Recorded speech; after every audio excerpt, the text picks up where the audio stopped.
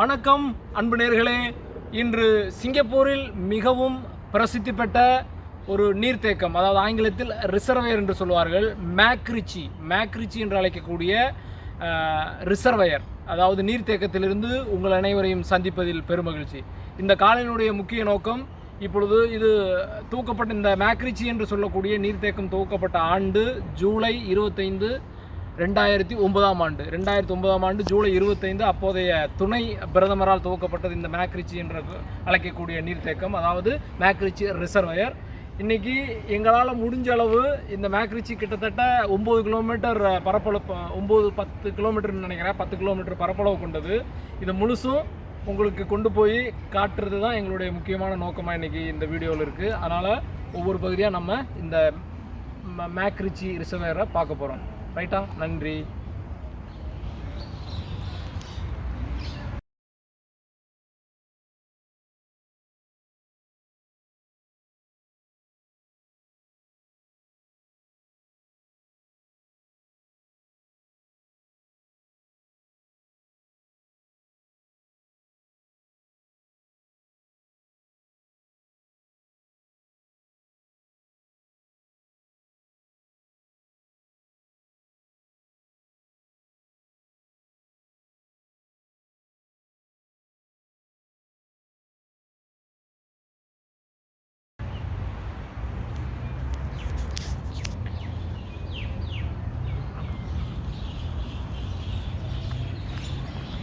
இப்போ நம்ம இருக்கிறது மேக்ரிச்சியோட முகப்பு பகுதி. இதுதான் ஆரம்ப பகுதி.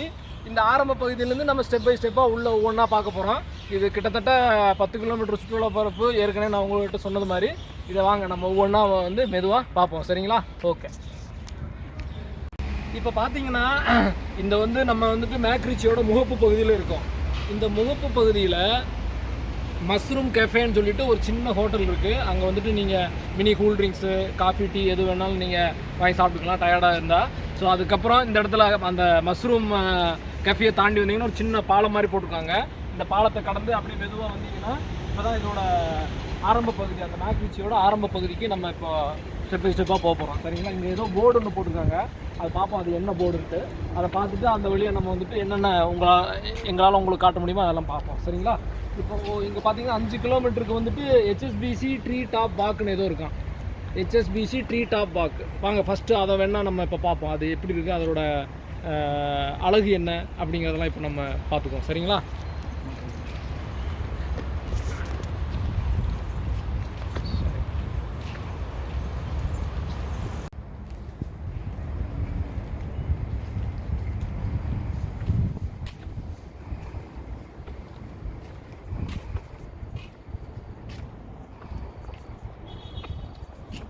இப்போ பாருங்கள், நம்ம இந்த மேக்ரிச்சிங்கிற பகுதியில் ரொம்ப முக்கியமான பகுதி இதுதான், நீர்த்தேக்க பகுதி. பார்த்தீங்களா? பாருங்கள், கடல் பொங்கி எழுகிற மாதிரி பறந்து விரிந்த மிகப்பெரிய நீர்த்தேக்கம் இது.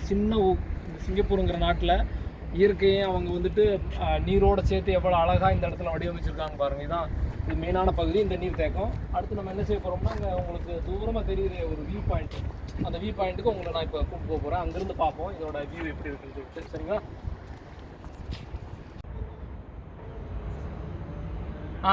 இப்போ நம்ம என்ன செய்ய போகிறோம்னா, ஏற்கனவே நான் அந்த இடத்துல இருந்து சொன்ன மாதிரி ஒரு வியூ இருக்குன்னு சொன்னேன்ல, ஒரு வியூக்கு உங்களை கூப்பிட்டு போகிறேன் காட்டுறேன்னு சொல்லிட்டு. இப்போ அந்த வியூ தான் இந்த இடம். இந்த இடத்துலேருந்து பாருங்கள் கடல், அந்த தண்ணி எல்லாம் எவ்வளோ அழகாக எப்படி அருமையாக இருக்குதுன்னு சொல்லிட்டு. இதுதான் அந்த வியூ. இது சிங்கப்பூர் மத்தியில் இருக்கக்கூடிய ஒரு மிகப்பெரிய நீர்த்தேக்கம்னு ஏற்கனவே நான் சொல்லியிருக்கேன். அப்படியே பார்த்தீங்கன்னா இன்னொரு விஷயம், ஆரம்பத்தில் நாங்கள் சொன்னோம், இது வந்துட்டு 2009 ஜூலை 25 வந்துட்டு அப்போதைய துணை பிரதமர், இந்த பிரதமர் சிங்கப்பூர் நாட்டினுடைய துணை பிரதமரால் துவங்கப்பட்டதுன்னு சொன்னோம். அது முழுமையாக மக்களுடைய பயன்பாட்டுக்கு, அதாவது அழகுபடுத்தி இந்த மக்களுக்கு கொண்டு வந்து அவர் அர்ப்பணித்த நாள் அந்த நாள். அது இல்லாமல் இதுக்கு ஒரு மிகப்பெரிய வரலாற்று சிறப்புமிக்க ஒரு பாரம்பரியம் இந்த ரிசர்வயருக்கு இருக்குது. அது என்னங்கிறது தான் நாம் இந்த பகுதியில் இப்போ ஒரு தெளிவாக பார்க்க போகிறோம். சரிங்களா? ஓகே. இப்போ வாங்க இதனுடைய வரலாற்று சிறப்புமிக்க இந்த பகுதியை நம்ம இப்போ பார்ப்போம்.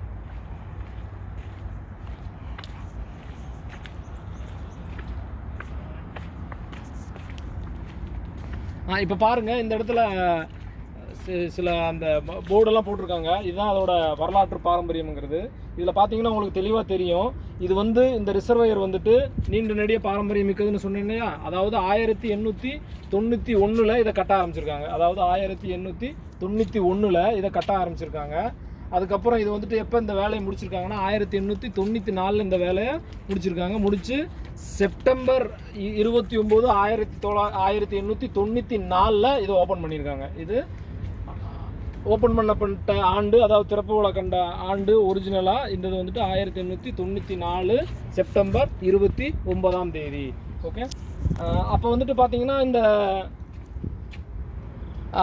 சிங்கப்பூர் வந்து ஒருங்கிணைந்த மலேசியாக்குள்ளே இருந்ததுன்னு சொல்லுவாங்க. அதாவது சிங்கப்பூர், மலேசியா, பெனாங்கு இதெல்லாம் ஒருங்கிணைந்த ஒரு நாடாக இருந்தது. அப்போ இது ஒரிஜினலாக அந்த உருவாக்கப்பட்ட ஆண்டு இது. ஆக்சுவலாக 1994 இது என்ன செஞ்சுருக்காங்கன்னா இந்த வால் கட்டியிருக்காங்க. அதாவது இந்த இந்த செவர் கட்டப்பட்ட ஆண்டு இது பாருங்கள் எவ்வளோ ஸ்ட்ராங்காக 1904 கட்டப்பட்டது எவ்வளோ அழகாக எவ்வளோ ஸ்ட்ராங்காக இப்போ வரைக்கும் கம்பீரமாக காட்சி அளிக்குதுன்னு பாருங்கள். இதுதான் அந்த வால், அந்த செவர். இந்த ரிசர்வாயருக்கு, இந்த ரிசர்வாயர் பாதுகாப்புக்காக கட்டப்பட்ட ஒரு தடுப்பு சுவர்னு நாம் சொல்லலாம். சரிங்களா?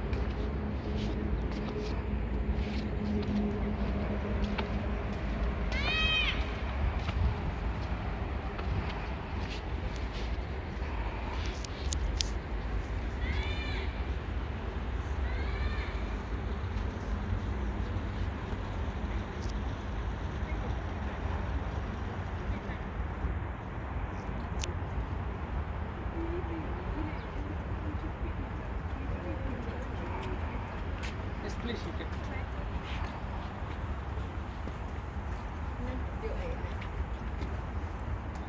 Sorry.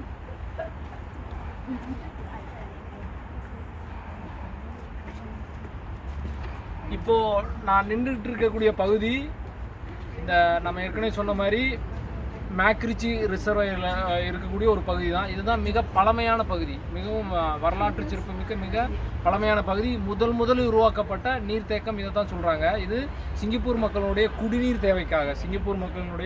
குடிநீர் தேவைக்காக முதலில் உருவாக்கப்பட்ட ஒரு நீர்த்தேக்க பகுதி, இந்த பழமையான பகுதி. அந்த பகுதி தான் இந்த இடம்.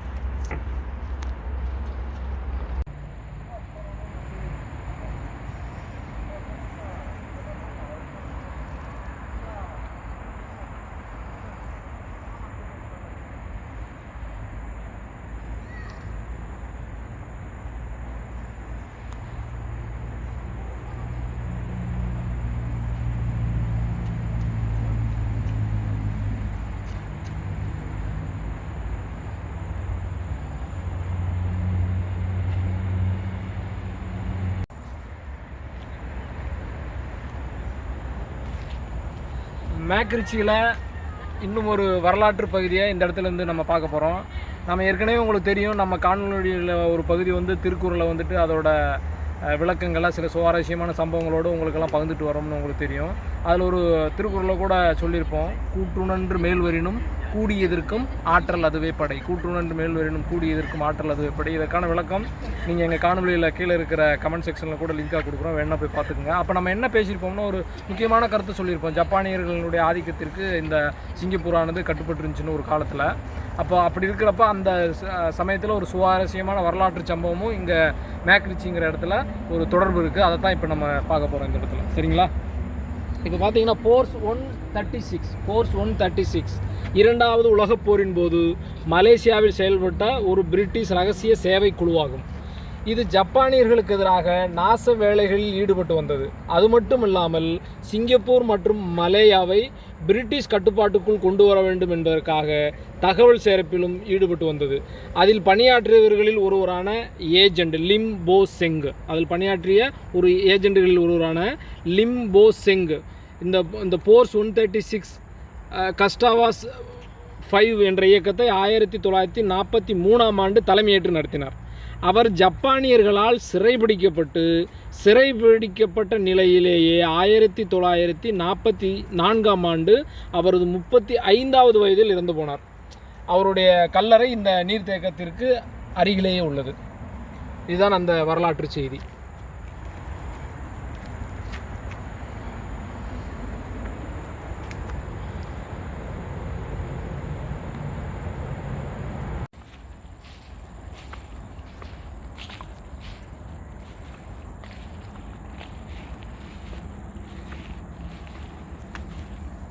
இதுதான் அந்த ஒற்றற்படையை தலைமை தாங்கி நடத்தியவருடைய நினைவிடம். அது ஃபோர்ஸ் 136ன்னு சொல்லக்கூடிய ஒற்றற்படையை தலைமையாக தாங்கி நடத்தியவருடைய நினைவிடம் இது.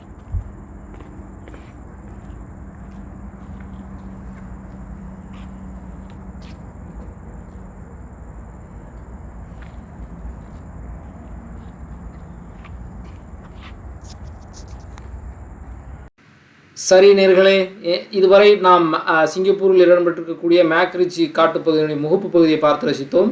இனி அடுத்து வரும் காலொலியில் காட்டுப்பகுதியை நாம் பார்க்க இருக்கிறோம். காத்திருங்கள் பிரபாகரன் கடூப் யூடியூப் சேனல்.